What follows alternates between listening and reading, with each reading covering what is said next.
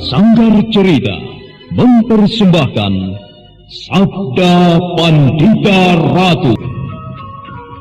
Sabda Pandita Ratu, naskah ditulis oleh Ondra Swasti Langit, diolah oleh Agus Nur Ismail, teknik dan montase Ibing Arifin, dengan sutradara Dian Pertiwi. Sabda Pandita Ratu kali ini mengetengahkan episode keempat dengan judul Singa Liar Padang Karautan, dengan para pemain Andi Rishadi sebagai Biku Dewa Hastu, Dedi sebagai Ancam Pianik Kayuwangi, Lanti sebagai Wara Palupi, Nis Mardiana sebagai Nyai Tumenggung, Idris Apandi sebagai Tumenggung Yuda Paksa, Hari Akik sebagai Sakya Murti, dibantu oleh Pekis dan Rifki, dan pembawa cerita Asdi Suhastra. Tumenggung Yuda Paksa tersentak kaget ketika laki-laki bercadar itu mengatakan bahwa ia adalah Lintang Panjer Sore. Alis Tumenggung Yuda Paksa pun berkerut, seakan-akan dia tidak percaya dengan apa yang dikatakan laki-laki itu. Aku tidak percaya bahwa kau adalah Lintang Panjer Sore. Telik Sandiku pernah mengatakan bahwa Lintang Panjer Sore adalah salah satu pejabat istana. Sedangkan kau, aku tidak melihat sosok dari salah satu pejabat istana. Bagaimana mungkin aku bisa percaya bahwa kau adalah Lintang Panjer Sore? Itu terserah kau, Yuda Paksa. Yang jelas aku mengatakan yang sebenarnya. Aku tidak percaya sekalipun kau mengatakan bahwa kau bicara yang sebenarnya. Lalu apa maumu sekarang? Buka cadarmu dan tunjukkan wajahmu yang sebenarnya. Tidak semudah itu. Aku bisa menuruti keinginanmu. Kalau aku buka cadar ini, itu sama saja percuma. Percuma aku menyembunyikan siapa diriku sebenarnya. Sudahlah, tidak paksa. Kau tidak perlu mengetahui siapa aku sebenarnya. Bangsat! Jangan membuat kemarahanku semakin memuncak di sana. Aku bisa mencabik-cabik tubuhmu sampai lumat. Aku percaya kau memang orang hebat, tidak paksa. Dan aku tahu sampai sejauh mana ajian yang kau miliki. Cukup! Aku tidak butuh kata-katamu. Baik, kalau kau memang tidak mau membuka cadarmu, sekarang aku mau tahu lagi. Apakah kau yang menolong Murti Wandawa di halaman istana raja itu? Jawab, bangsat! Aku tidak butuh tertawamu. Kelihatannya kau bertambah geram saja, tidak paksa. Luar biasa. Ternyata bukan hanya jabatanmu saja yang membuat orang mundur, tetapi amarahmu pun cukup membuat orang lemah, mati ketakutan. Baiklah, aku memang yang telah menyelamatkan Murti Wandawa. Nah, Anda sekarang apa yang kau inginkan? Aku menginginkan kematianmu. Kalau kau memang bernama Lintang Panjer Sore, berarti kau adalah seorang senopati atau tumenggung istana Kediri. Jadi kau mulai mempercayai aku bahwa aku Lintang Panjer Sore. Aku memang salah seorang senopati Kediri. Pengkhianat. Sungguh tidak tahu diri sekali kau senopati. Kau hidup dari belas kasihan Sri Baginda Kertajaya, tetapi secara diam-diam kau telah menyiapkan sebuah pisau untuk membunuh junjunganmu sendiri.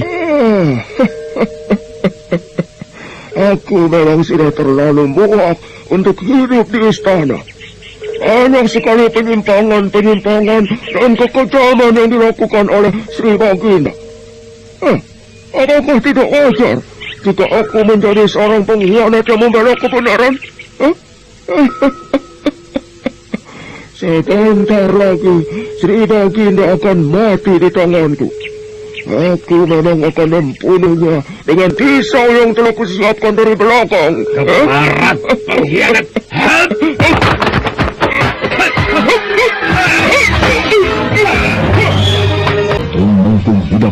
Merasa benar-benar geram, dia terus menerjang laki-laki bercadar itu dengan serangan yang mematikan.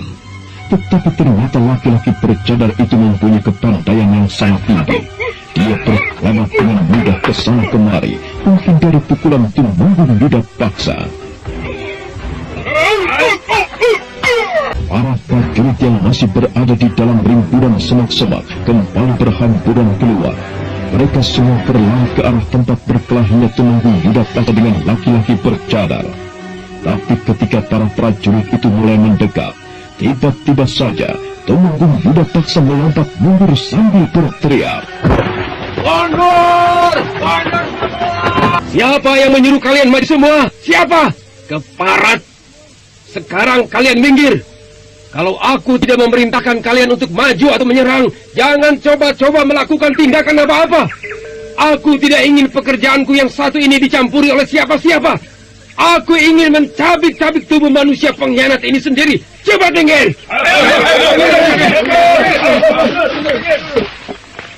Serentak para prajurit pun mundur beberapa tindak ke belakang. Mereka dalam keadaan tegang. Setelah menatap kembali dengan tajam mata laki-laki bercadar itu, kemudian dengan geram, Tumenggung Yuda Paksa mencabut pedangnya.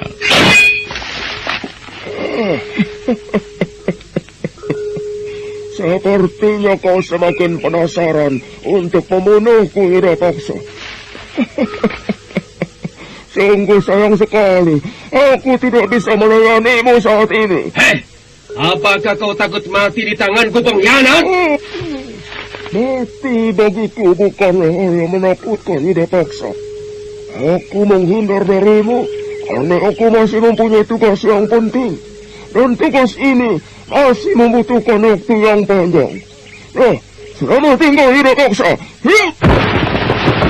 Bangsat Keparat! Jangan lari kau, pengkhianat! Kejar orang itu! Cepat kejar! Pedebab busuk. Ternyata aku dipermainkan olehnya. Suatu saat jika aku bertemu dengan laki-laki itu lagi, maka jangan harap dia akan selamat dari tanganku. Sekalipun dia mengaku sebagai seorang senopati, rasanya aku masih belum mempercayainya. Setelah beberapa saat para prajurit itu mencari laki-laki bercadar tadi ke sana kemari, kemudian mereka menghadap Tumenggung Yuda Paksa dengan hasil kosong. Ampun Gusti, kami tidak dapat menemukannya. Dia menghilang begitu saja Gusti, bagaikan ditelan angin. Ampun Gusti. Bangsat, bodoh. Pekerjaan kalian tidak lebih dari cecunguk sawah. Ampun. Bodoh. Ampun Gusti.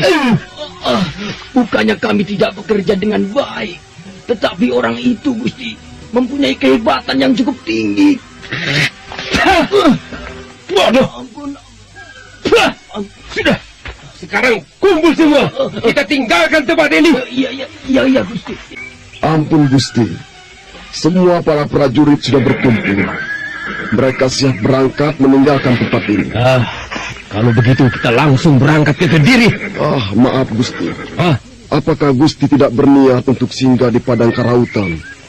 Barangkali saja Gusti penasaran dengan apa yang pernah saya ceritakan. Maksudmu tentang anak muda yang mengaku sebagai kekasih para dewa itu? Ya, benar Gusti. Baiklah, kita akan singgah ke Padang Karautan. Aku memang penasaran dengan pemuda itu. Aku mau tahu sampai sejauh mana kebenarannya. Ayo para prajurit, kita berangkat!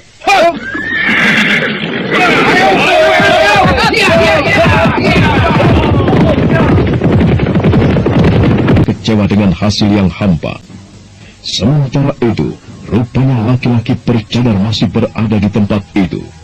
Sekarang ia berada di sebuah pohon, nampak menatap kepergian Tumenggung Yuda Paksa dengan perasaan puas.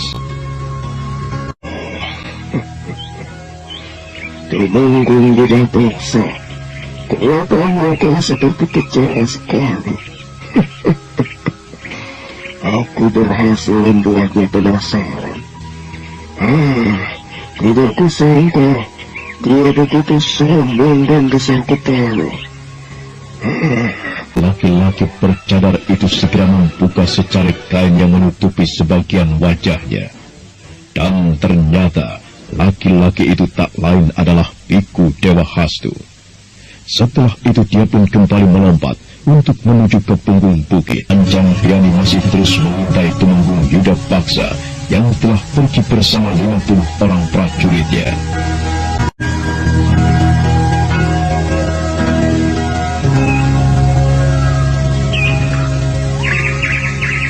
Oh, Kakang Dewa Hastu telah mengecoh para prajurit Kediri itu. Apakah ini tidak akan berbahaya bagi Lintang Panjersore sendiri? Itu dia Kakang Dewa Hastu.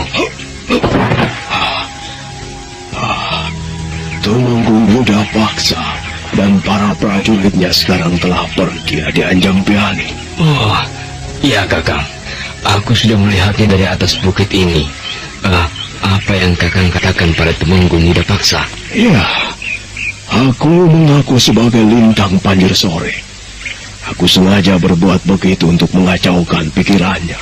Tapi Kakang, apakah itu tidak membahayakan Lintang Panjersore sendiri? Tidak, adik. Kau kelihatannya cemas sekali, adik. Iya, Kakang. Setidak-tidaknya kita pun perlu mengkhawatirkan keadaan orang yang telah menolong kita itu, Kakang. Iya. Kau tidak perlu khawatir, adik. Aku berbuat demikian justru sebaliknya. Yuda Paksa pasti kebingungan untuk mencari siapa Lintang Panjersore. Iya. Karena yang ada di dalam benaknya hanyalah aku. Aku dengan ciri-ciri yang sudah dikenalnya. Silakan saja dia mencari kemana-mana sosok tubuhku di antara para senopati di Kediri. Dia pasti tidak akan menemukannya. Dan bukankah itu berarti bahwa aku telah berhasil mengecohnya? Mudah-mudahan saja, Kakang. Iya. Adi Anjang Piani, lebih baik sekarang kita tinggalkan tempat ini. Ayo. Iya, Kakang.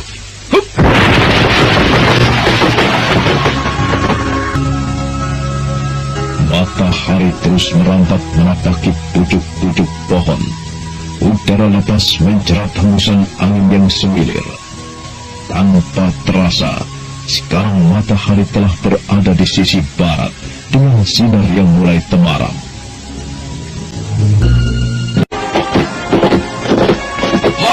Berhenti!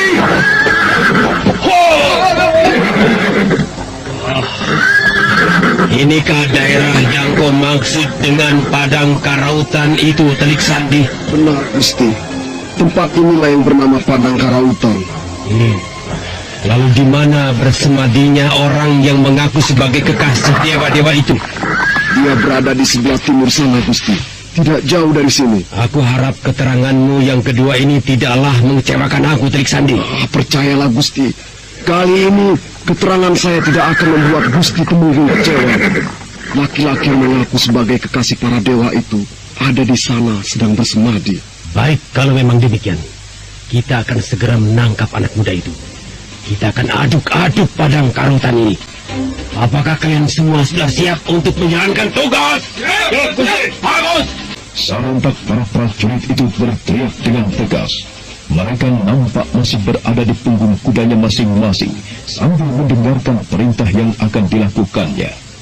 Sementara itu, Kalaswara rupanya tengah mengintai dari balik semak-semak yang tak jauh dari para prajurit Kediri itu berada.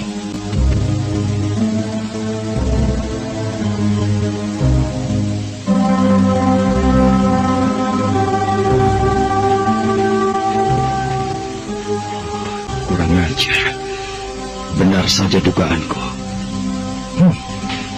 Cukup banyak juga jumlah mereka. Dan sepertinya mereka adalah para prajurit Kediri. Apa sebenarnya yang mereka inginkan? Aku mau tahu perintah apa selanjutnya yang akan dilakukan oleh pimpinan rombongan prajurit ini. Seandainya mereka ini macam-macam, artinya ingin mengganggu ketenangan Ken Arok yang sedang bersuaraga. Aku harus mencegahnya. Hal ini bisa mencelakai diri mereka sendiri.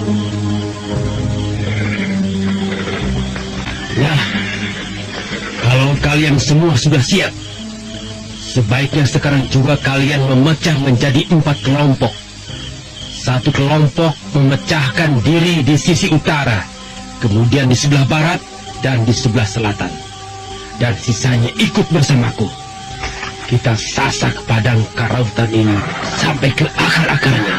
Kemudian kita tangkap orang itu hidup-hidup. Sebentar, Gusti. Menurut saya, apakah tidak sebaiknya kita selidiki dulu sebelum bertindak? Kenapa? Tidak, Gusti. Saya cuma menyarankan, karena menurut yang saya lihat, anak muda itu sangat berbahaya, Gusti. Dia mempunyai ajian yang luar biasa sekali. Saya tidak hanya sekedar menduga, tetapi saya melihat dengan mata kepala saya sendiri.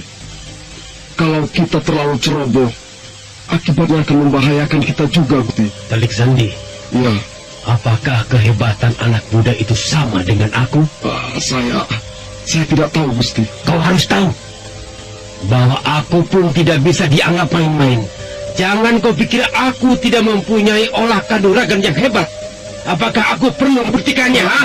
Jangan, Gusti, jangan. Jangan coba-coba menasihati aku. Aku bertindak begini bukan berarti aku tidak mempunyai perhitungan, tetapi aku mempunyai perhitungan yang matang. Kau paham? Paham? Saya paham, Gusti. Nah, kalau kau paham, turuti saja perintahku dan jangan banyak bicara lagi. Para prajurit, siapkan diri kalian masing-masing dan memecahlah menjadi 4 kelompok. Nah, sekarang kerjakan. Tumenggung Yuda Paksa tersentak kaget begitu mendengar teriakan seseorang dari arah belakang. Perlahan kemudian dia menoleh ke arah datangnya suara tadi. Kamas suara kemudian muncul dari balik semak-semak sambil melangkah beberapa tindak. Dia menatap tajam wajah Tumenggung Yuda Paksa.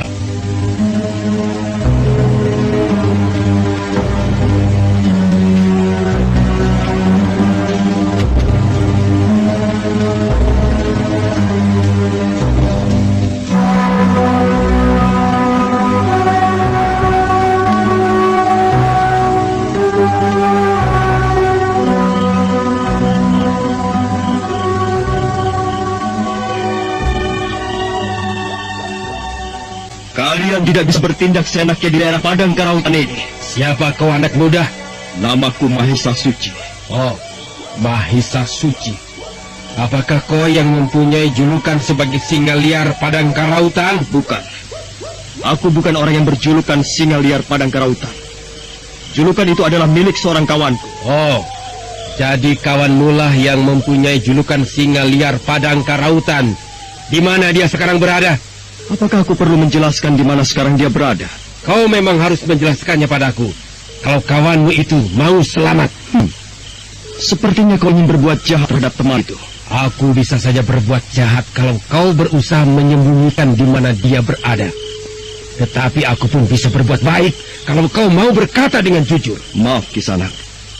Sebaiknya kalian tinggalkan saja tempat ini. Jangan mengganggu ketenangan kami.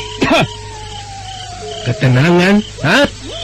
Kau pikir Sri Baginda pun bisa tenang dengan ulah kawanmu itu?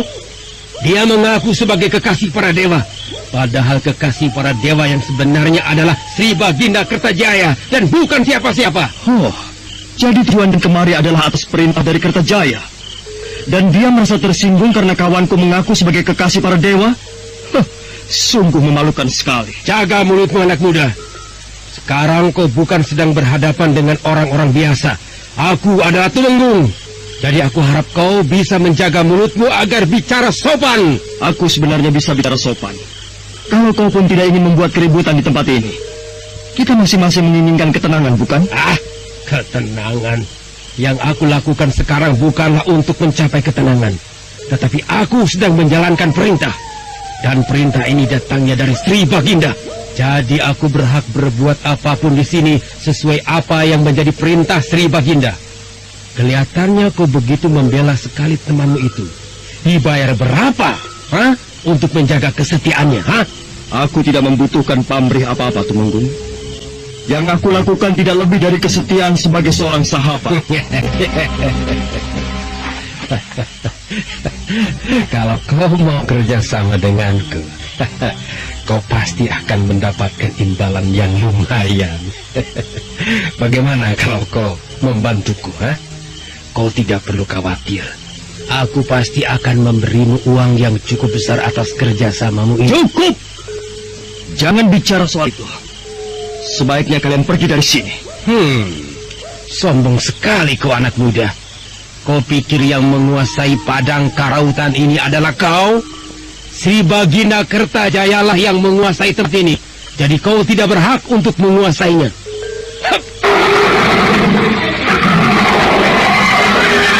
Baru saja dia turun dari punggung kudanya, tiba-tiba saja dia dikejutkan dengan suara auman seekor singa.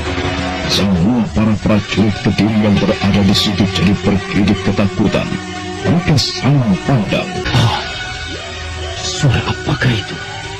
Anak muda, kau tahu suara apa itu tadi?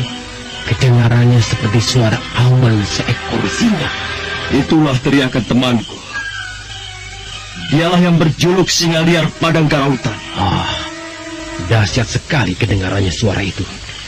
Tapi apakah kemampuannya seperti suara yang dimilikinya? Jangan-jangan temanmu itu hanya sekedar singa ompong. Kau boleh mencemooh kawanku.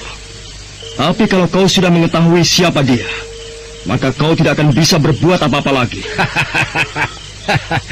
Aku bukan anak kecil yang mudah kau gertak, anak muda. Sudahlah. Kalau kau memang tidak ingin memberitahukan di mana dia berada, aku akan segera menyuruh para prajuritku untuk menggasak tempat ini. Nah, sekarang minggirlah. Tidak. Aku tidak akan menyingkir sebelum kalian yang menyingkir lebih dulu dari tempat ini. Kau jangan coba-coba mencari penyakit di hadapanku, anak muda. Aku tidak main-main. Kalau kau tidak main-main, begitu juga dengan aku. Kalau kau mau menangkap temanku, maka akulah yang akan mencegahnya. Jadi kau bermaksud untuk melawanku? Tak ada pilihan, kecuali hanya dengan melawanmu, Temenggung. Kau tidak akan mampu melawanku dan para prajuritku yang berjumlah banyak, anak muda. Pikirkanlah baik-baik sebelum kau menyesal. Aku tidak akan pernah menyesal dengan apa yang ingin kulakukan, Temenggung. Sebaiknya dengarkan saja kata-kataku ini sebelum terlambat. Wajah Temenggung juga paksa jadi merah padam mendengar kata-kata Kameswara yang seolah-olah merendahkan kehebatannya. Perlahan dia melangkah mendekati Kameswara. Ditatapnya lagi lebih dalam wajah anak muda yang berada di hadapannya itu. Nah, saudara pendengar, bagaimanakah kisah selanjutnya? Untuk mengetahui jawabannya, nantikanlah kelanjutan kisah ini dalam seri berikutnya. Sampai jumpa.